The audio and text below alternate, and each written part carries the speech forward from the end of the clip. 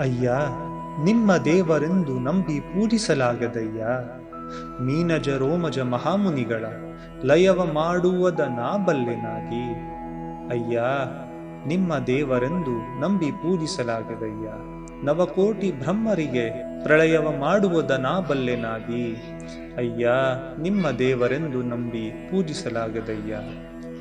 ದಶಕೋಟಿ ನಾರಾಯಣರಿಗೆ ಮರಣ ಮಾಡುವುದ ನಾ ಬಲ್ಲೆನಾಗಿ. ಅಯ್ಯ, ನಿಮ್ಮ ದೇವರೆಂದು ನಂಬಿ ಪೂಜಿಸಲಾಗದಯ್ಯ. ಅನಂತ ಕೋಟಿ ರುದ್ರರಿಗೆ ಲಯವ ಮಾಡುವುದ ನಾ ಬಲ್ಲೆನಾಗಿ. ಅಯ್ಯ, ನಿಮ್ಮ ದೇವರೆಂದು ನಂಬಿ ಪೂಜಿಸಲಾಗದಯ್ಯ. ಎನ್ನನ್ನೇಳೇಳಲು ಭವಕ್ಕೆ ತಂದಲ್ಲಿ ಅನುಭಯ ಲಿಂಗ ಜಂಗಮದ ಮೊರೆಹೊಕ್ಕು ಭವಂ ನಾಸ್ತಿಯಾಗಿ ಬದುಕಿದೆನಯ್ಯ. ಕೂಡಲ ಸಂಗಮ ದೇವ. ಈ ಒಂದು ಅದ್ಭುತವಾದ ವಚನದಲ್ಲಿ ಬಸವಣ್ಣನವರು ನಮಗೆ ಏಕದೇವತ್ವದ ಪಾಠವನ್ನು ಕಲಿಸಿಕೊಡುತ್ತಿದ್ದಾರೆ. ಇಲ್ಲಿ ಹಲವಾರು ವಿಷಯಗಳನ್ನು ಅವರು ಚರ್ಚಿಸಿ ಕೂಡ ಇದ್ದಾರೆ. ಯಾವ ರೀತಿ ಜನರು ಆ ಏಕದೇವನನ್ನು ಮರೆತು ಬಿಟ್ಟು ಹಲವಾರು ದೇವಿ ದೇವತೆಗಳನ್ನು ಪೂಜಿಸಿ ಆ ಏಕದೇವನನ್ನು, ಆ ನಿಜವಾದ ಭಗವಂತನನ್ನು, ಲೋಕನಾಥನನ್ನು, ಲೋಕೇಶನನ್ನು ಮರೆತಿದ್ದಾರೋ ಅದರ ಬಗ್ಗೆ ಕೂಡ ಅವರು ಹೇಳಿದ್ದಾರೆ. ಮೊಟ್ಟ ಮೊದಲು ಜನರು ಆ ದೇವರನ್ನು ಮರೆತು, ಆ ಭಗವಂತನನ್ನು ಮರೆತು ಹಲವಾರು ಋಷಿಗಳನ್ನು, ಸಂತರನ್ನು ಪೂಜಿಸಲು ಪ್ರಾರಂಭಿಸಿದ್ದಾರೆ ಅಂತ ಅವರು ಹೇಳ್ತಾ ಇದ್ದಾರೆ. ಇಲ್ಲಿಯವರು ಯಾವುದೇ ಒಂದು ಋಷಿಗಳ, ಸಂತರ, ಫಕೀರರ ಬಗ್ಗೆ ಅವಹೇಳನೆ ಮಾಡಿಲ್ಲ. ಅದರ ಬದಲಾಗಿ ಅವರನ್ನು ನಾವು ಆದರದಿಂದ ನೋಡಿಕೊಳ್ಳಬೇಕು. ಆದರೆ ಅವರ್ಯಾರು ದೇವರಲ್ಲ. ಅದಕ್ಕಾಗಿ ಅವರು, ಅಯ್ಯ, ನಿಮ್ಮೆಲ್ಲರನ್ನು ನಾನು ದೇವರೆಂದು ನಂಬಿ ಪೂಜಿಸಲಾಗದಯ್ಯ ಅಂತ ಹೇಳ್ತಾ ಇದ್ದಾರೆ. ಇದಾದ ಮೇಲೆ ಜನರು ಹಲವಾರು ಬಗೆಯ ದೇವಿ ದೇವತೆಗಳನ್ನು ದೇವರೆಂದು ತಿಳಿದುಕೊಂಡಿದ್ದಾರೆ.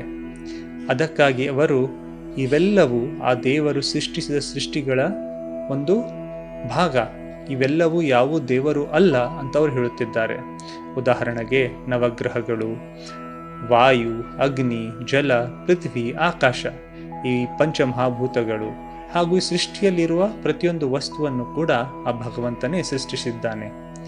ನಾವು ಆ ದೇವರನ್ನು ಮರೆತು ಇವುಗಳನ್ನ ದೇವಿ ದೇವತೆಗಳೆಂದು ತಿಳಿದುಕೊಂಡು ಪೂಜಿಸುತ್ತಿದ್ದೇವೆ. ಅದಕ್ಕಾಗಿ ಅವರು, ಅಯ್ಯ, ನಿಮ್ಮ ದೇವರೆಂದು ನಂಬಿ ಪೂಜಿಸಲಾಗದಯ್ಯ ಅಂತ ಹೇಳ್ತಾ ಇದ್ದಾರೆ. ಅದೇ ರೀತಿಯಲ್ಲಿ ಇವರು ಮುಂದೆ, ಎಲ್ಲ ದೇವಿ ದೇವತೆಗಳು ದೇವರಲ್ಲ, ನನ್ನನ್ನು ಸೃಷ್ಟಿಸಿದವನು ಆ ಭಗವಂತ, ಆ ಲಿಂಗದೇವ, ಆ ಕೂಡಲ ಸಂಗಮ ದೇವ, ಆ ನಮ್ಮ ಪ್ರಭು, ಆ ನಮ್ಮ ಲೋಕನಾಥ, ಆ ನಮ್ಮ ಲೋಕೇಶ ಎಂದು ತಿಳಿಸಿಕೊಡುತ್ತಿದ್ದಾರೆ. ಅದಕ್ಕಾಗಿ ಅವರು ಕೊನೆಯದಾಗಿ ಬಂದ್ಬಿಟ್ಟು, ಎನ್ನನ್ನೇಳೇಳಲು ಭವಕ್ಕೆ ತಂದಲ್ಲಿ ಅನುಭಯ ಲಿಂಗ ಜಂಗಮದ ಮೊರೆ ಹೊಕ್ಕು ಭವಂ ನಾಸ್ತಿಯಾಗಿ ಬದುಕಿದೆನಯ್ಯ ಕೂಡಲ ಸಂಗಮ ದೇವ ಅಂತ ಹೇಳ್ತಾ ಇದ್ದಾರೆ. ಇದರ ಅರ್ಥ, ಇವ್ಯಾವುದು ದೇವರಲ್ಲ, ಇವೆಲ್ಲವೂ ದೇವರು ಸೃಷ್ಟಿಸಿದ ವಸ್ತುಗಳು. ಪಂಚಮಹಾಭೂತಗಳು, ಗ್ರಹಗಳು, ಸೂರ್ಯ, ಚಂದ್ರ ಇವೆಲ್ಲವೂ ಆ ದೇವರು ಸೃಷ್ಟಿಸಿದ ಸೃಷ್ಟಿಗಳು, ಅವನ್ನು ಸೃಜಿಸಿದ ವಸ್ತುಗಳು. ನನ್ನನ್ನು ಈ ಭೂಮಿಯ ಮೇಲೆ, ಈ ಭವದ ಮೇಲೆ ಕಳುಹಿಸಿದವನು ಆ ಭಗವಂತನು. ಆದ್ದರಿಂದಾಗಿ ಇವೆಲ್ಲ ಜನರು ಪೂಜಿಸುವ ಪಂಚಮಹಾಭೂತಗಳನ್ನು ಅಥವಾ ವಸ್ತುಗಳನ್ನು ನಾನು ಪೂಜಿಸುವುದಿಲ್ಲ. ನಾನು ನನ್ನನ್ನು ಸೃಷ್ಟಿಸಿದ ಆ ಭಗವಂತನನ್ನು, ಆ ಲಿಂಗದೇವನನ್ನು, ಆ ಕೂಡಲ ಸಂಗಮ ದೇವನನ್ನು, ಸೃಷ್ಟಿಕರ್ತನನ್ನು, ಆ ಲೋಕ ಜಗದೀಶ್ವರನನ್ನು, ಆ ಲೋಕನಾಥನನ್ನು, ಆ ದೇವರನ್ನು, ಆ ಭಗವಂತನನ್ನು ಮಾತ್ರ ನಾನು ಪೂಜಿಸುತ್ತೇನೆ. ನಾನು ಅವನಲ್ಲೇ ಮೊರೆ ಹೊಕ್ಕುತ್ತೇನೆ ಹಾಗೂ ಅವನು ಹೇಳಿದಂತೆ ಬದುಕುತ್ತೇನೆ, ಅವನಿಗೆ ಶರಣಾಗುತ್ತೇನೆ ಅಂತ ಬಸವಣ್ಣನವರು ಹೇಳುತ್ತಿದ್ದಾರೆ.